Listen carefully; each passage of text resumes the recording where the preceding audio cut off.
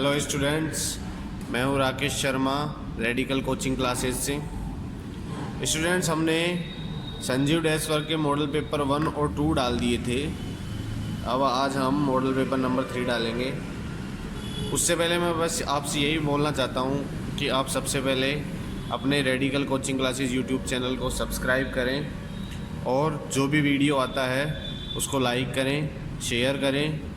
और उसके अलावा हमारे पास जो सब्सक्राइब चैनल बटन होता है उसके जस्ट पास में ही बेल आइकन होता है। जैसे ही आप सब्सक्राइब का बटन दबाएंगे, बेल आइकन का जो साइन आता है वो आ जाएगा, जो घंटी का आइकन होता है। उसको दबाने से बस अपने पास इतना सा फ़र्क पड़ता है कि मैं जो भी video radical coaching classes YouTube channel पर डालता हूँ, अपलोड करता हूँ, उसका मैसेज आपको आ जाता है कि हमने कौन सा नया वीडियो डाला है। तो उससे क्या होता है कि आप सबसे पहले वो वीडियो देख सकें। तो इसलिए आपको सब्सक्राइब करना और उसके बेल आइकन को नोटिफिकेशन के लिए दबाना बहुत ज़रूरी है। तो मैं आगे बताने से पहले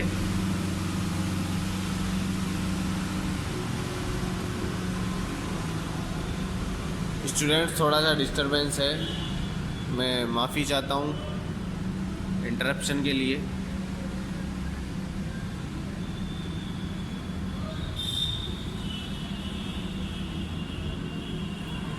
ठीक है, करते हैं स्टार्ट मॉडल पेपर नंबर 3। ये हमारे पास क्लास 10th के मैथमेटिक्स का मॉडल पेपर नंबर 3 है संजीव डेस्क वर्क के लिए। हम करते हैं स्टार्ट फर्स्ट नंबर क्वेश्चन से। इसके अंदर फर्स्ट नंबर क्वेश्चन है, निम्न संख्या का सूत्र एकाधिकेन पूर्वेण द्वारा वर्ग ज्ञात कीजिए। हमने जो पिछले 2 पेपर देखे उसमें भी एकाधिकेन पूर्वेण था, तो एकाधिकेन पूर्वेण से देखिए 125 का जब हम वर्ग ज्ञात करेंगे तो हमारे पास होता क्या है कि 5 का तो स्क्वायर करते हैं हम दूसरी साइड में, जो द्वितीय भाग होता है, और 12 मतलब जो हमारे पास 5 के अलावा जितनी भी संख्याएं बचती है उसको एक अधिक करके गुणा कर देते हैं। जैसे 12 को एक अधिक किया, 13 से गुणा करके हमने इधर की तरफ लिख दिया, तो ये 156 25 हो गया। ऐसे ही हमारे पास समीकरण हल करना है क्वेश्चन नंबर 2 में 1/x - 1 माइनस 2/x + 1 बराबर 0।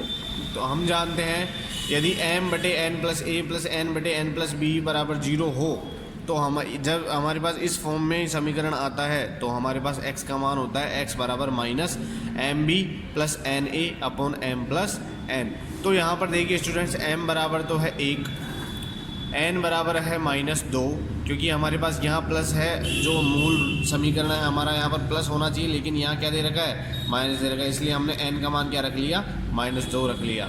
a बराबर हमारे पास -1 है, ये भी माइनस होगा क्योंकि हमारे पास यहाँ पर प्लस है, ये माइनस हो रहा है तो हमने -1 ले लिया। ऐसे ही b बराबर हमारे पास आ जाएगा 1। हम x का मान ज्ञात करने के लिए इस समीकरण में ये सभी मान रखेंगे, तो x का मान ज्ञात करने के लिए हमने m का मान 1 रखा और b का मान 1 रखा, प्लस n का मान -2 गुणा a का मान -1 बटे हमारे पास m + n है, तो m का मान 1 है और n का मान -2 है।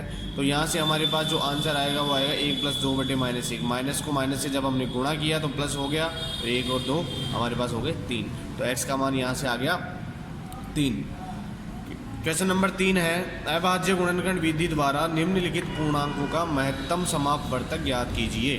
कि हमारे पास ये 3 नंबर दे रखे हैं, 12, 15 और 21। इन तीनों का अभाज्य गुणनखंड विधि द्वारा हमें क्या करना है, महत्तम समापवर्तक या फिर HCF। तो देखते हैं स्टूडेंट्स, हमें पता है 12 के अभाज्य जो गुणनखंड होते हैं वो 2 × 2 × 3 होते हैं, 15 के अभाज्य गुणनखंड 3 × 5 होते हैं और 21 के अभाज्य गुणनखंड 3 × 7 होते हैं। और जब भी हम HCF फाइंड करते हैं तो हम क्या करते हैं, जो भी कॉमन आता है केवल वही लेते हैं। तो हमारे पास इन तीनों में केवल एक ही कॉमन आ रहा है, वो है 3। तो हमारे पास इसका जो HCF हो जाएगा वो क्या हो जाएगा, 3। ऐसे क्वेश्चन नंबर 4 में मान ज्ञात करना है कि इनमें सब में 30 डिग्री का, 45 डिग्री, 60 डिग्री, इनका मान हमारे को सारणी बनाकर याद होना चाहिए स्टूडेंट्स, क्योंकि एक क्वेश्चन हमेशा आता है इसका। तो आपको वो सारणी बनाना ज़रूर आनी चाहिए, 0 डिग्री, 30 डिग्री के लिए, 45 डिग्री, 60 डिग्री, 90 डिग्री के लिए। तो देखते हैं ये क्वेश्चन, इसमें लिखा हुआ है 3 × sin² 30 डिग्री। तो sin² sin 30 का मान हमें पता है 1/2 होता है, इसलिए इसका स्क्वायर हो रहा था, हमने इसका भी स्क्वायर कर दिया। 2 × कोस 45 का मान अपने को पता है 1/√3 2 होता है, तो इसका स्क्वायर हो रहा था, हमने इसका भी स्क्वायर कर दिया, प्लस 3 गुणा tan 60 का मान √3 होता है, तो इसका स्क्वायर हो रहा था, इसका भी हमने स्क्वायर कर दिया। 1/2 का स्क्वायर 1/4 होता है, 1/√2 का स्क्वायर 1/2 होता है और 2 इससे गुणा हो रहा है। ऐसे ही हमारे पास √3 का स्क्वायर 3 होता है और 3 इससे गुणा हो रहा है, तो हमारे पास आ गया 1/4 प्लस ये 2 से 2 कट गया 1 और ये 3 दिया 9, तो ये आ गया 10 से ही 1/4। ऐसे ही हमारे पास क्वेश्चन नंबर 5 है, cos square 12 degree plus cos square 78 degree का मान याद कीजिए। तो स्टूडेंट जब भी हमारे पास कभी भी ध्यान रखना कि दोनों कोणों को जब हम जोड़ते हैं और वो 90 डिग्री आ जाता है, देखिए 12 को और 78 को जब हम जोड़ेंगे तो हमारे पास 90 डिग्री आ रहा है। तो ध्यान रखना हमेशा कि इसके अंदर कौन सा फॉर्मूला लगेगा, 90 - थीटा वाला। अब भले से वो कोस 90 - थीटा हो, साइन 90 - थीटा हो, या कोई सा भी हो सकता है हमारे पास त्रिकोणमितीय अनुपात। तो हमने क्या किया, cos square 12 degree plus cos square 78 degree में 78 डिग्री को चेंज कर दिया 90 - 12 में, कि हम ये जो 78 डिग्री है इसको हम चेंज कर सकते हैं, हम इसको और ऐसे भी लिख सकते हैं 90 - 12 डिग्री, और ये हो गया होल स्क्वायर। तो हमारे पास कोस 90 - थीटा क्या होता है, साइन थीटा, तो इसलिए हमने साइन स्क्वायर 12 डिग्री लिख दिया। अब अपने को पता है कि कोस स्क्वायर थीटा और साइन स्क्वायर थीटा क्या होता है, 1 होता है, तो हमारे पास आंसर आ गया 1। ऐसे 6 नंबर क्वेश्चन है, दो समांतर सरल रेखाओं से समान दूरी पर रहने वाले बिंदुओं का बिंदु पथ ज्ञात कीजिए। कि दो समांतर सरल रेखाओं से, दो समांतर रेखाएं हैं हमारे पास, उन दोनों समांतर रेखाओं से समान दूरी पर बिंदुओं का जो बिंदु पथ होता है वो क्या होता है, वो भी उन समांतर सरल रेखाओं के मध्य की समांतर रेखा होती है। कि अगर हम दो समांतर रेखाओं के बराबर दूरी पर जब बिंदु पथ खींचते हैं तो वो उन दोनों समांतर रेखाओं से समान दूरी पर होती है और उनके जस्ट बीच में होती है, तभी वो उनके दोनों की जो दूरी होगी उन दोनों समांतर रेखाओं से तभी वो बराबर होगी, नहीं तो नहीं होगी। ऐसे ही हमारे पास क्वेश्चन नंबर 7 है, चक्रीय चतुर्भुज का सम्मुख कोण ज्ञात कीजिए यदि उसमें से एक कोण दूसरे का 2/7 हो। तो हमें पता है कि चक्रीय जो चतुर्भुज होता है उसके आमने सामने के कोण 180 डिग्री योग होता है, तो इसलिए हमने माना एक कोण x डिग्री है तो दूसरा कोण कितना हो जाएगा, 2/7, तो 2/7x हो जाएगा। जब हम दोनों को जोड़ेंगे x + 2/7x तो ये आ जाएगा हमारे पास 180 डिग्री। तो अब जब हम दोनों को जोड़ेंगे 9/7x आएगा। x का मान याद करने के लिए ये 7 इधर डिवाइड में है, इधर गुणा हो जाएगा, और 9 गुणा में है, इधर जाके डिवाइड हो जाएगा। तो x का मान आ गया हमारे पास 140 डिग्री। तो जो ये तो x का मान 140 डिग्री है, लेकिन जो दूसरा कोण है वो 2/7 होगा, तो 2/7 मतलब हमारे पास हो जाएगा 40 डिग्री। ऐसे क्वेश्चन नंबर 8 है, एक पासे को फेंकने पर सम अंक आने की प्रायिकता याद कीजिए। अब स्टूडेंट्स हमारे को अनुकूल परिस्थितियाँ देखनी है। अनुकूल स्थितियाँ क्या क्या होंगी कि जब हम पासे को फेंकते हैं तो पासे को फेंकने पर सम संख्याएँ कितनी आती है, केवल 3 ही होती है, 2, 4 और 6। तो हमारे पास कितनी संख्याएं हैं, 3 संख्याएं, और कुल स्थितियाँ होती है 6, तो ये हमारे पास हो जाएंगी 6। इसलिए इसकी जो प्रायिकता होगी वो होगी 3/6, या फिर जब हम इसको काटेंगे तो ये हमारे पास आ जाएगा 1/2। ऐसे ही हमारे पास क्वेश्चन नंबर 9 और 10 जो कि सड़क सुरक्षा से आते हैं, वो देखिए, वाहन की तेज़ गति व कम गति होने पर रुकने की दूरी पर क्या प्रभाव पड़ेगा। तो वाहन की तेज़ गति होने पर रुकने की दूरी बढ़ जाएगी, क्योंकि जितनी तेज़ हमारे पास गाड़ी की स्पीड होगी उसको रुकने के लिए उतना ही टाइम लगेगा, और जितनी कम हमारे पास गाड़ी की स्पीड होगी उतना ही कम टाइम उसको रुकने में लगेगा। इसलिए जो तेज़ गति की रुकने की दूरी होती है वो तो बढ़ जाएगी, और जो कम गति की दूरी होती है वो क्या हो जाएगी, कम हो जाएगी। ऐसे क्वेश्चन नंबर 10 है कि वाहनों के चालान काटे जाने के कोई 2 संभावित कारण बताइए। कि जब भी हम गाड़ी चलाते हैं और अपने चालान करते हैं तो वो क्यों करते हैं, उसका कारण बताना अपने को। तो इसमें संभावित कारण दे रखे हैं, 2 कारण दे रखे हैं। पहला कारण तो है हेलमेट या सीट बेल्ट उपयोग ना करें, कि अगर हम 2 पहिया वाहन पर हैं, अगर हेलमेट नहीं लगा रखा तो हमारा चालान कट सकता है। और अगर हम 4 व्हीलर में हैं या फिर कार में हैं तो अगर हमने सीट बेल्ट नहीं लगा रखा है तो हमारा चालान कट सकता है। या फिर दूसरा हमारे पास दे रखा है कि पुलिस व एम्बुलेंस के हॉर्न के समान हॉर्न लगवाना। ये हमारे पास जो पुलिस का हॉर्न होता है या एम्बुलेंस का हॉर्न होता है, अगर हमने अपनी गाड़ी में वो लगवा लिया तो उससे भी हमारा चालान कट सकता है। या हम और कोई भी दूसरा कारण लिख सकते हैं ये पुलिस और एम्बुलेंस के अलावा, कि अगर हमने ट्रैफिक लाइटों का उल्लंघन किया तो हमारा चालान कट सकता है। ठीक है। तो ये बहुत सारे कारण हैं सड़क सुरक्षा के जिससे हमारा चालान कट सकता है। आगे हम देखेंगे खंड बी में। खंड बी में 11 नंबर क्वेश्चन है, निम्न संख्या का सूत्र निखिलम द्वारा घनफल ज्ञात कीजिए। तो हमें 97 का घनफल ज्ञात करना है सूत्र निखिलम द्वारा। स्टूडेंट, जब हमने प्रश्नावली 1 पढ़ी थी 10वीं क्लास में, 10वीं क्लास का फर्स्ट चैप्टर है वैदिक गणित, उसमें जो सूत्र निखिलम से घनफल का सूत्र दे रखा था एक अलग से, ये हमारे पास जो संख्या है उसको प्लस 2 गुणा विचलन। अब हमारे पास एक चीज़ होती है कि सूत्र निखिलम में भले से आप उसमें जोड़ करो, गुणा करो, भाग करो या फिर घन करो, वर्ग करो, कुछ भी करो, हमेशा निखिलम में विचलन आता है, उसका आप हमेशा ध्यान रखना। या हमारे पास विचलन क्या हो जाएगा, हमने आधार मान लिया 100, क्योंकि ये जो 97 है वो 100 के आसपास है, इसलिए हमने आधार क्या मान लिया, 100 मान लिया।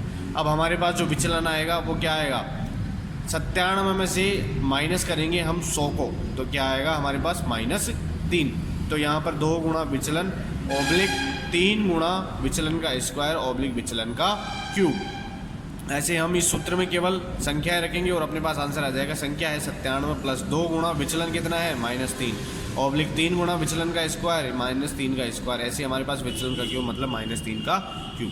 -3 का क्यूब होगा -27, ये हो जाएगा हमारे पास 27 प्लस का हो जाएगा, क्योंकि -3 को -3 से गुणा करेंगे तो हमारे पास प्लस का हो जाएगा, 9 × 27 हो गया, और ये हो गया -6। तो 97 में से 6 गए, 91 बचे, इधर 27, ये -27। ये माइनस को हटाने के लिए हम क्या करेंगे, इस 27 से एक उधार लेंगे, और ये जो एक उधार लेते हैं वो किसके बराबर होता है, आधार के बराबर होता है। अब हमारे पास आधार 100 है तो इधर कितना जाएगा, एक इधर से लेंगे तो 100 जाएगा, 100 में से 27 घटाए हमारे पास बच गए 73। तो ये आ गया हमारे पास 91, 26, 73। अब स्टूडेंट्स ये दो 26 और 27, 73 है, ये डिपेंड करता है कि इधर कितने अंक होंगे, वो आधार पर डिपेंड करता है कि आधार में जितनी जीरो होती हैं। जैसे हमारे पास आधार 100 था, अब 100 में 2 जीरो होती है, इसलिए हमारे पास इधर कितनी संख्याएं होंगी, कितने अंक होंगे इन संख्याओं में, 2 अंक होंगे, इसलिए 91, 26 और 73 इसका आंसर आ जाएगा। ऐसे हमारे पास क्वेश्चन नंबर 12 है, दर्शाइए कि एक विषम धनात्मक पूर्णांक संख्या का वर्ग 8q + 1 के रूप का होता है, जहां q एक धनात्मक पूर्णांक है। कि हमें ये दर्शाना है कि एक विषम धनात्मक पूर्णांक संख्या है तो उसका वर्ग क्या होगा, 8q + 1 होता है। तो हम देखते हैं, माना a कोई धनात्मक विषम पूर्णांक है, कि हमने मान लिया कि a कोई धनात्मक विषम पूर्णांक, विषम मतलब जो हमारे पास 2 से भाग नहीं जाते हैं। हम जानते हैं कि धनात्मक विषम पूर्णांक a बराबर 2n + 1 के रूप का होगा, क्योंकि जो भी धनात्मक विषम पूर्णांक होता है, विषम संख्या जो भी होती है वो क्या होती है, 2n + 1 के रूप में होती है। किसके रूप में होती है, 2n + 1 के रूप में। इसलिए हमारे पास a बराबर क्या आ जाएगा, 2n + 1। अब हमने क्या किया, n का मान रखते हैं 1, 2, 3 जो भी है, तो n का मान जब हमने 1 रखा तो हमारे पास, क्योंकि हमें वर्ग ज्ञात करना है इसलिए हमने a² रखेंगे, तो हमारे पास 2n + 1 का होल स्क्वायर हो जाएगा। तो ये जो भी आंसर आएगा वो आएगा 4n, n + 1 + 1।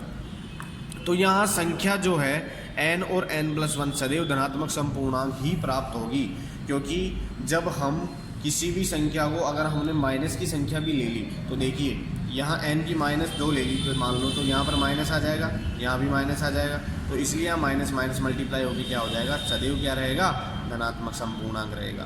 तो हमारे पास धनात्मक तो है ही, पहले से धनात्मक दे रहेगा, माइनस तो लेने की जरूरत है ही नहीं इसके अंदर।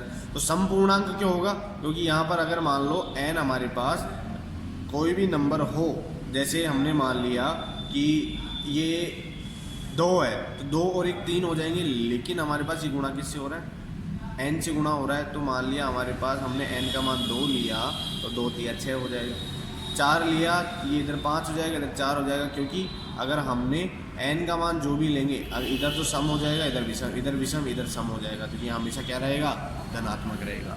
तो ऐसे ही हम करते हैं। देखिए स्टूडेंट्स, हमने क्या किया, n का मान 1 रखने के लिए इसको n और n + 1 को 2q मान लिया, ठीक है स्टूडेंट्स। तो a² हमारे पास आ गया 4 × 2q, क्योंकि हमने इस पूरे को इस पूरे के बराबर क्या रख दिया, 2q रख दिया, तो ये 8q + 1 हो गया। तो ऐसे जब हम इसका स्क्वायर करते हैं तो किसके बराबर होता है, 8q + 1 के बराबर होता है। तो इससे ये सिद्ध होता है कि जो भी हमारे पास किसी भी धनात्मक पूर्णांक संख्या का वर्ग होता है वो 8q + 1 के रूप में होता है। ऐसे ही हमारे पास क्वेश्चन नंबर जो 13 है, उसके अंदर लिखा हुआ दी गई आकृति में ए बी वृत्त का व्यास है। ये जो ए बी है वो वृत्त का व्यास है। ए सी बराबर 6 सेंटीमीटर दे रखा है हमारे को और बी सी बराबर 8 सेंटीमीटर दे रखा है। तो छायांकित भाग का क्षेत्रफल याद कीजिए। अब देखिए स्टूडेंट्स, हमारे पास एक चीज़ हमने पढ़ी थी, वृत्त वाला जो क्षेत्रफल का था उसके अंदर ये चीज़ होती है कि जब हम व्यास से उसकी परिधि के ऊपर कोण बनाते हैं तो वो हमेशा 90 डिग्री का कोण होता है। और ये जो त्रिभुज बनता है ए C B A B C, ये समकोण त्रिभुज होता है। इसलिए समकोण त्रिभुज में 90 डिग्री के सामने वाली जो भुजा होती है वो विकर्ण होती है। इसलिए हमने क्या किया कि विकर्ण का मान ज्ञात कर लिया। ए बी स्क्वायर बराबर पाइथागोरस प्रमेय से या बोधायन प्रमेय से ए बी स्क्वायर बराबर A C square plus B C square. तो यहाँ हमारे पास ए सी का मान 6 दे रखा है, ए बी सी का मान 8 दे रखा है। तो ये दोनों को जब हमने ऐड किया तो 100 आ गया और जो इसे अंडर रूट किया तो हमारे पास ए बी का मान आ गया 10 सेंटीमीटर। और ऐसे ही जब हम इसका हाफ करेंगे तो ये वृत्त की त्रिज्या आ जाएगी, क्योंकि ए बी हमारे पास व्यास है। तो ओ ए बराबर आ गया 10/2 बराबर 5 सेंटीमीटर। तो छायांकित भाग का क्षेत्रफल याद करने के लिए हमें बस करना इतना है कि पूरे वृत्त का क्षेत्रफल, इस पूरे वृत्त के क्षेत्रफल में से हम इस त्रिभुज का क्षेत्रफल क्या कर देंगे, घटा देंगे। तो वृत्त का क्षेत्रफल माइनस 1/2 त्रिभुज का क्षेत्रफल।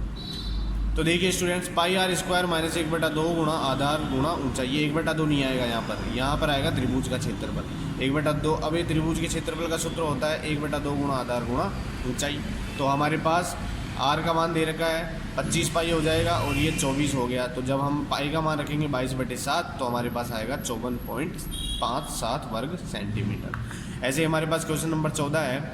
क्वेश्चन नंबर 14 में दे रखा है एक ठोस बेलन का संपूर्ण पृष्ठीय क्षेत्रफल 462 वर्ग सेंटीमीटर है। इसका वक्र पृष्ठीय क्षेत्रफल संपूर्ण पृष्ठीय क्षेत्रफल का 1/3 है। ये हमारे पास एक ठोस बेलन दे रखा है, उसका संपूर्ण पृष्ठीय क्षेत्रफल दे रखा है। संपूर्ण पृष्ठीय क्षेत्रफल के अलावा इसके अंदर दे रखा है कि जो उसका वक्र पृष्ठीय क्षेत्रफल है वो उसके संपूर्ण पृष्ठीय क्षेत्रफल का क्या है, 1/3 है। तो बेलन का आयतन ज्ञात कीजिए। तो बेलन का अपने को आयतन ज्ञात करना है। तो देखते हैं कि बेलन का संपूर्ण पृष्ठीय क्षेत्रफल दे रखा है 462 वर्ग सेंटीमीटर और हमें पता है कि बेलन का संपूर्ण पृष्ठीय क्षेत्रफल का सूत्र क्या होता है, 2πr r प्लस h बराबर 462 डिग्री दे रखा है। और बेलन का वक्र पृष्ठीय जो क्षेत्रफल होता है वो होता है 2πrh। हमने क्या किया कि बेलन का संपूर्ण पृष्ठीय जो क्षेत्रफल होता है वो 2πr r प्लस h होता है। तो इसमें 2πrh का मान रख दिया। देखिए इसमें दे रखा है कि 1/3 है। तो हमारे पास क्या होगा, जब हम वक्र पृष्ठ को 3 से गुणा करेंगे, ठीक है, वक्र पृष्ठीय क्षेत्रफल को 3 से गुणा करेंगे तो वो किसके बराबर आ जाएगा, संपूर्ण पृष्ठीय क्षेत्रफल के बराबर आ जाएगा। तो यहाँ पर 2πr r प्लस h तो होगा संपूर्ण पृष्ठीय क्षेत्रफल। और हमारे पास जब हमने इसको 3 से गुणा किया 2πrh को, मतलब वक्र पृष्ठीय क्षेत्रफल को, तो वो किसके बराबर आ जाएगा, संपूर्ण पृष्ठीय क्षेत्रफल के बराबर। तो यहाँ से हमारे पास 2πr से 2πr कैंसिल हो जाएगा, r प्लस h बचेगा, इधर 3h बचेगा। तो यहाँ से r का मान जो आया वो आ गया 2h। r बराबर कितना आ गया, 2h आ गया। अब हमें बेलन का आयतन याद करना है। तो देखिए बेलन का आयतन कैसे याद करेंगे। अब r का मान समीकरण नंबर 1 में रखने पर, कि r का मान हमने क्या रखा, इसमें समीकरण 1 में रखा, तो यहाँ से h का मान आ जाएगा। देखिए हमने r का मान रखा 2π2h, r का मान 2h प्लस h बराबर 462, 4πh 3h बराबर 462। इस 3 को और इसको गुणा करेंगे 12πh स्क्वायर 462, ये 12 और पाई इधर जाके क्या हो जाएंगे, डिवाइड हो जाएंगे। तो हमारे पास सबको काटने के बाद में बचेगा 49/4। तो यहाँ पर h का मान आ गया 7/2 मतलब 3.5 सेंटीमीटर। ऐसे ही हमारे पास बेलन का जो आयतन का सूत्र होता है वो होता है πr²h। r का मान हमारे पास दे रखा है, h का मान हमारे पास आ गया, तो ये सब कुछ हो जाएगा हमारे पास बेलन का आयतन 539 घन सेंटीमीटर। ऐसे ही हमारे पास क्वेश्चन नंबर 15 है। एक कार 50 किलोमीटर प्रति घंटा की गति से चलती है। यदि रुकने की दूरी 40 मीटर तथा मंदन की दूरी 4.4 मीटर पर सेकंड स्क्वायर है तो पहुंचने का समय ज्ञात कीजिए। कि हमारे पास क्या दे रखा है, क्या वाहन की गति के साथ रुकने की दूरी परिवर्तित होगी। तो ये मेरे को लगता है स्टूडेंट्स की सड़क सुरक्षा से दे रखा है क्वेश्चन। तो देखिए इसमें क्या होगा, कार की गति हमें पता है कि चाल 50 किलोमीटर प्रति घंटा दे रखी है। 50 हमने इसको मीटर पर सेकंड में चेंज कर सकते हैं, तो 5/18 से गुणा कर देंगे इसको, तो हमारे पास 125/9 मीटर पर सेकंड आ जाएगा। रुकने की जो दूरी दे रखी है एस बराबर वो 40 मीटर दे रखी है और मंदन की दूरी प्लस में आती है, तो इसलिए हमारे पास आ जाएगा 4.4 मीटर पर सेकंड स्क्वायर। और पहुँचने का समय मान लिया हमारे पास टी है। तो गति के प्रथम समीकरण से क्या होगा, v बराबर u माइनस AT मंदन होने पर तो v मतलब हमारे पास जो इसका वेग है वो 0 हो गया, क्योंकि लास्ट में रुकेगी तब 0 हो जाएगा। और हमारे पास 125/9 जो है वो हमारे पास हो गया प्रारंभिक वेग। और a ये त्वरण है तो ये 4/4 हो जाएगा। t अपने को याद करना है, तो हमारे पास यहाँ से t का जो मान आएगा वो आएगा 3.16 सेकेंड। तो स्टूडेंट्स इसलिए हम इसको लगभग 3 सेकंड बोल सकते हैं 3.16 को, तो कोई परेशानी नहीं। आगे हमारे पास इसमें लिखा हुआ है कि क्या वाहन की गति के साथ रुकने की दूरी परिवर्तित होगी। जी हाँ, वाहन की गति के साथ रुकने की दूरी परिवर्तित होगी।